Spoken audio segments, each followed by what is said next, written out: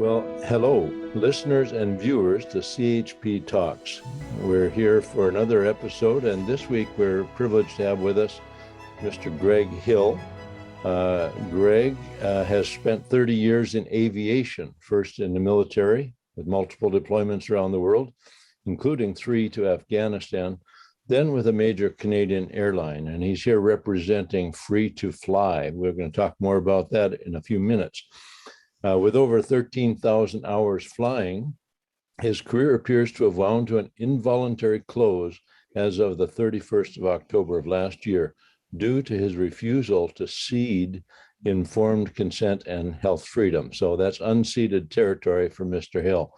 Greg is passionate about liberty in general, which led to the founding and co-directing of Free-to-Fly. Greg now spends the bulk of his time fighting for the freedoms of every Canadian from coast to coast. Free-to-Fly is a group of aviation professionals and passengers who are speaking with one voice to push back against mandatory vaccinations as a prerequisite for travel. They're passionate defenders of freedom, informed consent, and bodily autonomy. Greg, thank you so much for joining us today, and I know that our listeners are going to be eager to hear what you have to say about Free-to-Fly. Hey, well, it's an honor to be here, and thanks for having me. Yeah, so even the name is very catchy, Free-to-Fly. I noticed as I was Googling for you that there are a number of organizations called Free-to-Fly in the United States, different states and areas.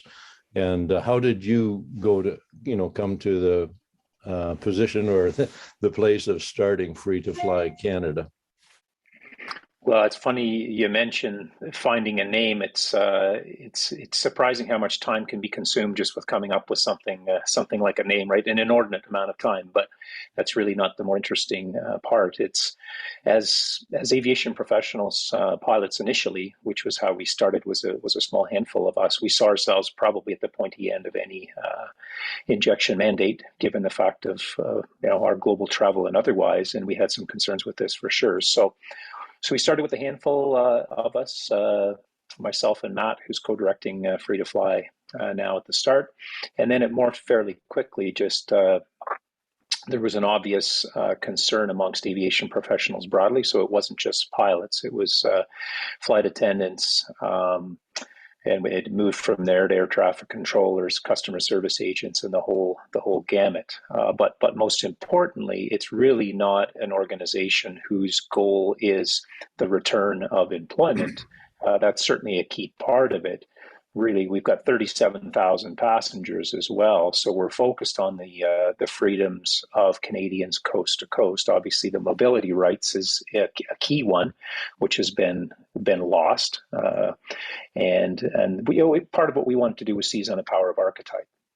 Typically, pilots in particular are seen as obsessed with safety. That's one of our main concerns. We spend what some would say is an inordinate amount of time trying to find things that are going wrong. Speak to the spouse of a pilot and they'll tell you quickly, sometimes it's miserable. You could be having a very fine and fun day and we're looking around for what might ruin this and how can I mitigate it, right? So that's part of what we wanted to seize on is that power of archetype, so that people can say, wow, these are guys who are focused on the details, who are focused on safety and risk mitigation, and they have some concerns with where this is going. So we don't tend to talk a ton about the COVID vaccines themselves. Obviously, it's something that's near and dear to our heart because it's why I no longer have employment. We leave that to the professionals, and we did do quite a bit of digging and allied ourselves with other doctors and scientists to speak to that. But really what we're focused on at this point is what I would call the dark trajectory that we're on as a nation right now. And that's by far our greatest concern, is that we've moved really to one-dimensional thinking as a society. We're looking at the immediate actions and not considering the secondary and tertiary impacts of what's happening. Yeah. Well, you are a freedom fighter, and I want to thank you, first of all, for your service to Canada in your missions to Afghanistan. If you want to comment on the current situation in Afghanistan, it's a little off our main topic, but I would be interested in how you see that after having put your life in danger there, to protect the freedom of other people around the world. And anyway, I want to thank you personally as a Canadian for doing that. And then your many hours. A second thing I want to commend you for, as a passenger who currently can't get on major airlines in Canada. But I have flown many hours, and not as many as you, obviously, but I do so much appreciate when I see pilots and flight attendants getting on, and they are professionals. I feel like I'm always in good hands when I get on a Canadian flight from whatever, Vancouver, Smithers to Vancouver, Vancouver to Ottawa. And I'm so grateful for the professional level of skill that you and your fellow pilots and flight attendants bring to that experience. Well, I appreciate you saying all that. I'm never sure how to respond when someone thanks you for their service. It's a bit of an awkward moment. But to a couple points there, what you're saying about the airlines and the employees, as it should be, and to be clear, all of us at Free to Fly, our aviation professionals and otherwise, want to see the success of our airlines. To be clear, this isn't. It's not an overtly acrimonious attack of some sort. It's just, I always say, when we've lost the ability to ask good questions, or worse, have barred the asking of good questions, we should be gravely concerned as a society. And secondly, to your point about Afghanistan, I won't go on at length about the politics of what's happening there. I did 6 months in 2004 and commanded our tactical airlift unit that was doing the flying there. And even when we were there, it was a bit of a challenge to talk to the guys that were coming inbound about the mission and how to frame it in your own mind. Essentially at the end of the day, as you just mentioned, that the primary focus was the safety of the mission, executing the mission safely and effectively, and looking after the people and your precious cargo going back and forth, right? But what I will comment on, and it's a story I tell semi-regularly because it had such a compelling impact on me. I was flying with one of our younger pilots at my airline shortly before I was ushered out the door. Really, really good guy. We quite enjoyed flying with him, in part because he was a student of history and he understood what was going on around him. And so he brought to my attention what was happening in Afghanistan at the time. And I was at the time very focused on our freedom issues here in Canada and wasn't looking so much around the world. I used to be a news junkie, but not so much anymore, partly because it's so depressing, but I'm just focused really on what's happening in Canada. So he had mentioned the images that were coming out of Afghanistan at the time, literally Afghanis clinging to the undercarriage of C-17s and plummeting to their death. Very, very disturbing, for sure. But what it really said to me was they understood intimately from personal experience the cost of freedom lost, up to the point of doing what they were doing, horrifyingly plummeting to their death. And I think that's one of the gravest issues that's happening here in Canada. We've spent 75 plus years living with peace and security, and that's great for building national walls that are very high defensively. But it does not build resilience. It's that old statement of smooth seas do not build skilled sailors. Yeah. And I think it's the same thing as a society, right? When we've enjoyed this peace and security for so long, we've lost touch with what happens when it's lost. Like even the take Afghanistan, for instance, or even World War II. It was an ocean away. It wasn't right in our face. And I don't think we truly understand what we're handing over, because it's not just that we're unwilling to fight for our freedoms right now. What concerns me most deeply is that a large part of society is happy to trade them for illusions of safety, and that's what is most concerning. So, a very long question or answer to your question. Well, and it occurred to me while you were speaking, talking about these Afghanis desperately trying to escape the totalitarianism coming on them, in which you went over there to defend their freedom. But clinging to the bottom of an airplane is a forlorn hope that would get them to a place of safety. Right now, I think a lot of Canadians are clinging to this vaccine narrative and somehow trusting in this big bird of the narrative about vaccines and masks and clinging to it, and we as a nation are plummeting to our demise if we don't wake up and kind of come to a better conclusion. I was listening this morning to another podcast, and it was had to do with this mass psychosis and people in a state of fear.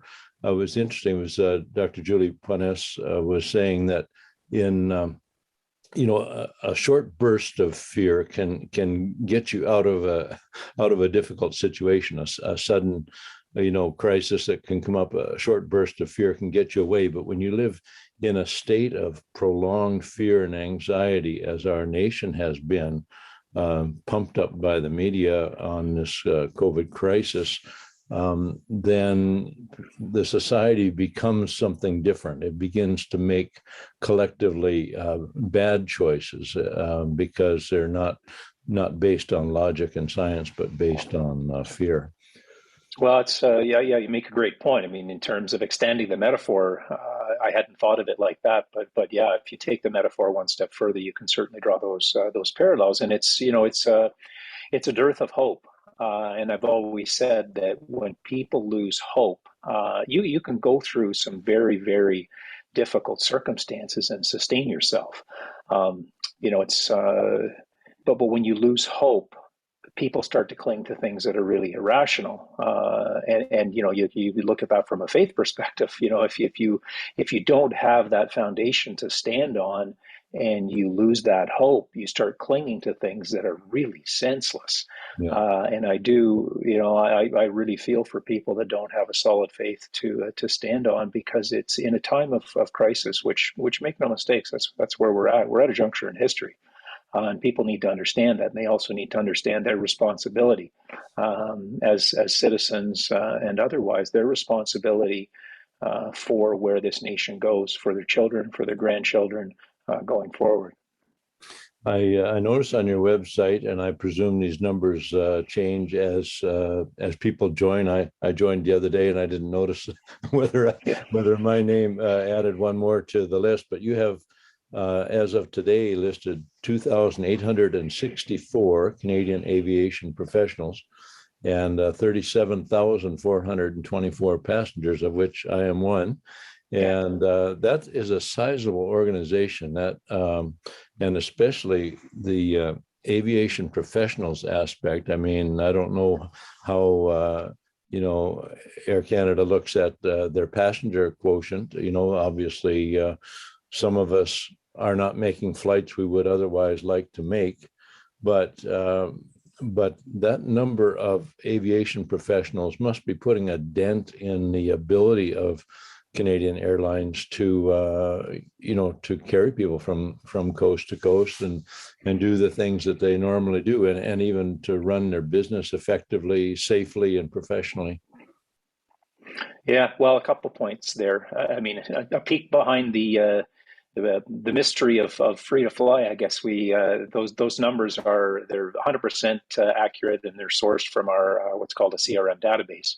We haven't found a way to link it directly, so good old Matt, who handles the website, has to update those manually. So if somebody's sitting there refreshing the screen, they won't see it in real time. But we pull those numbers from our database. But to your other point, I mean, we can break it down even by profession. So there's close to 1,000 pilots, for instance, in the midst of that number. And in terms of the impact on the airline, I guess the one thing I will say is they're seeing, and it's actually made the mainstream media, which is always a little bit slow to catch up with things that don't align with the narrative, right? Yeah. Being gracious in that description of it, but they are having problems staffing flights due to essentially people booking off sick, which does happen. That fluctuates, but in order for it to make the news, it has to be sizable, and that's the point that it's at. And so now you've got this ironic scenario, which we're seeing really across the nation, where people have been compliant, they've done what they've been told. And they've trusted the quote unquote science, a word that I use sparingly these days because it's lost its meaning. We no longer even trust the scientific method, the very first one of which is asking questions, as I said earlier, right? Uh, so they've done what they've been told, and lo and behold, they're still having problems. Meanwhile, sitting at home are scores of aviation professionals eager to work and unable to be employed. Right. So it's again, I'll use a gracious phrase. It's an ironic scenario amongst Yeah. many others. And, closely related to that, I think it would be the number of health care professionals, doctors, nurses, and other, health professionals at a time when we say that we are in a health crisis, and they talk about, hospitals being overwhelmed and whatever. A lot of that we know has been hype rather than reality. But to say that we're struggling to keep up and then sending home some of the very people with the skills and the caring attitude that could make a difference. And so there's a parallel, and you go on to the RCMP as well, or police forces, military. There's a tremendous loss of collective skills, or accumulated skills, that folks are not utilizing those skills. And I don't know how our country can survive any kind of a crisis. We're now entering into an economic crisis as a result of some of these lockdowns and regulatory restrictions.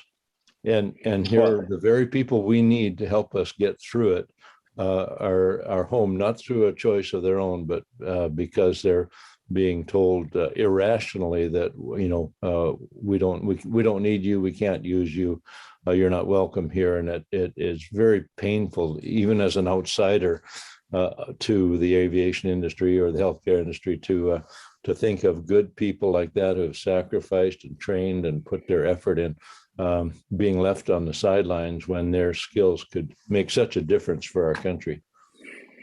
Well, exactly. And the one word you used there was irrational. And I would say again, to step back a little bit from a macro level and look at it, that's really what I'm more concerned about than anything, is the decoupling of common sense from policy. And that's really what we're seeing, and then you step back from the macro and you drill back down into the nitty gritty of it. It's exactly as you said. I mean, the hospital crisis has been an issue for 10 plus years. There's many good documents that have been put together, simply pulling headlines, like literally over 100 pages of headlines from the past 10 years. That's because our Canadian healthcare system, while spending more money than almost anyone, has some of the least beds per capita, certainly among developed nations. So that's been an issue for a long while. But back to the other issue of this decoupling of common sense, the healthcare professionals were the same, and we as aviation professionals were the same as well. For the better part of 2 years, we've been told it's perfectly safe for you to go flying in the midst of what's going on. And I would agree with that. It was, and the science is quite established on that in terms of the airflow in an aircraft and otherwise. We were also told that testing is an excellent option to keep yourself and your colleagues safe. And then all of a sudden, around about November 1st of 2021, that was no longer the case. If you had not injected yourself with the appropriate chemicals, you are now such a hazard to your colleagues that you weren't even allowed to enter a building to return your company property. We were literally told to drive up to curbside and drop it off. So there's an emotional aspect to that, mostly because of the lack of common sense involved, the hypocrisy and irony of it all, but also the treatment for people that have given so much, not just over the past couple years, but for 10 plus, 20, 30 years, who dedicated themselves to the safe transport of Canadians across this nation, and who were cast curbside with no common sense really involved. And from the scientific aspect, people often ask about the risk associated with pilots and these injections. And we aligned ourselves with a very good group in Canada, the Canadian COVID Care Airlines, which I'm sure you're familiar with. And their doctors and scientists, who are pushing 500 plus now, were very supportive and eager to talk to us. And the way they described it is, amongst all the professions in Canada, pilots in particular, they were very concerned about certainly the vascular issues. We spend long periods of time sitting immobile in thin air. And so they prepared a document for us, which we handed off to our union. And in that, I think it was 16-page document, it went through very, very well-sourced, peer-reviewed science of why there were very sincere concerns about this. And the response we got was complete and total silence, not a single reply. And that was provided to the company later on with the same result, total silence. So we get a little bit tired of hearing science and safety, science and safety. Well, if the science is not genuinely being looked at, and again, you go back to the scientific method, if you aren't even starting with asking questions and then drilling down into it, how can you possibly claim that you are approaching this with any modicum of safety, right? Yeah. So for our listeners, essentially you're referring to the possibility, and some would say a likelihood, that a pilot, after receiving these injections, I mean, it has happened already. It's not just a projection of what could happen. There have been cases of pilots having heart issues, cardiac issues following their vaccination. And so when we're talking about the safety of hundreds of people on a plane, depending on the skill and attention and alertness and ability of a pilot, to subject that pilot against his or her will to an injection that could have a damaging impact on their heart and circulatory system, it seems to fly in the face of the call for public safety. Right? Yeah, for sure. And I do, we as a group always try to be very, very careful to be the calm professionals, right? So the challenge with what you're bringing up, and you're absolutely correct, there have been a number of circumstances over the past, 6 months of issues in flight. Now, those do happen from time to time. They're probably making the news a little bit more now. Again, the mainstream media is not keen to shift the narrative here. But the challenge with these things that do happen, and I do have firsthand knowledge of a friend of mine who, post second shot, he's no longer working right now. So, those stories are out there, but in terms of the in-flight occurrences, there hasn't been the connecting of dots directly. And again, that's frustrating, not because I want to push my my beliefs here per se, but because I think if we as a society really want to be a developed society and really want to keep each other, quote unquote, safe, then the onus is on us as professionals, and certainly those within the medical community and the CEOs of this company and otherwise, to drill down and find out what was behind it. And if it wasn't that, then great. Then we find out and we can move on to the next one. But what's happening is it gets silenced and it moves on. And I understand there's privacy concerns here involved, and we don't go publicizing people's private medical information for very, very good reasons, nor should we. But at the same time, some of these things do need to be looked into. So there's plenty of stories floating around out there. The problem, of course, is connecting the dots directly, and that's still to be done. And there's conversations going on behind the scenes. We just had one over the past couple of days trying to determine how best to do this from a professional standpoint. So, yeah, very good. So your organization is growing. I know that you're beginning to have a greater impact. What kind of response are you getting from the companies as far as, I mean, they must be fully aware of free to fly. And any kind of a response or reaching out to you to improve communication? To me personally, or to the organization? Well, to the organization and maybe to you personally, but No, I would say their strategy is to pretend we don't exist. There's certainly been no public acknowledgement. We would be more than happy to sit down and have a conversation. I mean, make no mistake. There's those that are at our company who, against their will, were forced to inject, and to maintain their employment. And we're in conversation with them, and many of them are part of our group as well. I want to be clear about that as well. It's not simply those that are out of work.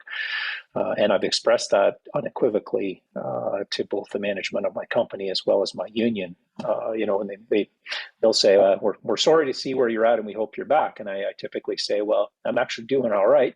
I'm finding employment in areas that were perhaps not my chosen, and things that I'm not terribly skilled at. But if I were you, as a manager or as a union representative, I would be far, far more concerned about those whose mental health have taken a horrible beating because they're now flying airplanes, having had to make choices with their own body that they are absolutely opposed to. And a lot of them are not in the best of circumstances from a mental health standpoint. So the conversations that we tend to have are individual ones. We're not addressed as free to fly. But we're certainly advocating behind the scenes, and there are some things going on with our aviation professionals in terms of pursuing grievances and otherwise to try and move the needle. But really, what needs to happen, and what we're really pushing as an organization, is the need for Canadians coast to coast to begin to seize agency for themselves here. A lot of people are looking to, let's say, the legal profession, and I say, there's nobody coming to save you. And this is the history of pushing back against tyranny. It involves individual sacrifice. It involves a season of suffering, and it involves standing up. Not anonymous posts on social media, because people feel that they're active when they're posting on social media, and social media has a time and a place. I'm not a big fan of it, but we're playing that game. But what really needs to happen is for people to stand up, to be recognized with a face and a name, and to say, I will no longer comply with this insanity. That is honestly the only way out of this. And that's the history of world history tells us that this is how you reverse course on something like this. And it's not a majority of society that has to do it, because there's a middle ground in society that just want to get back to normal, and right. they're willing to kind of go, I'm not going to say anyway, but right now they're doing some things that really make no sense, and I think they're angry, frankly. Rod, like right now, on this whatever day of the week it is, Thursday morning, there is a far larger portion of society, at least here in Ontario, that is angry because they did what they were told. They've got their trusty QR codes and they can't even use them anymore because all the institutions that were going to allow them in with their QR codes have now been shuttered by the government. Yeah. So these people need to stand up. They need to ask good questions, both of themselves, to ask themselves, how much longer are they going to go on with this? What's their line in the sand? And to start pushing back actively and publicly. Yeah. Very difficult times. I noticed south of the border, Boeing, for instance, has backed off on its vaccine mandate. I'm sure there are many other companies, or some of the airlines down there, I think, are rethinking their position. So what do you have a prediction? I guess it's hard to say. They don't tell you behind closed doors what they're thinking, but do you think that there is enough pressure growing? Like, I would think simply the number of passengers who can't use the airlines, that should be already a pressure point on the airlines, but I don't know if they're really concerned about it. It's hard to detect that. What are your thoughts?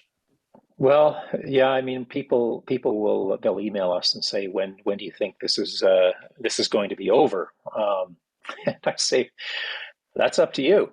I mean, that's the short answer, right? One sentence. You tell me. You tell me when you and 100 hundreds of thousands of other people are going to be involved enough to turn this around. And that's a cop-out answer, and I won't let I'll give you more than that, because that's would be like a politician's answer, I guess. But yeah, I think it's having an impact. The issue here in Canada is you've got the interim order, at least from a transport standpoint, right? So the interim order, there was a period up until it came out in the fall that the airlines were really what I called doing the dirty work of the government. The government didn't have anything legislatively in process. And so it's not just the airlines, the most large corporations, and I would say almost more egregiously the universities in this country, what they've done to our young people is despicable. You've got people that were working online at home that cannot even do online schooling without getting an injection.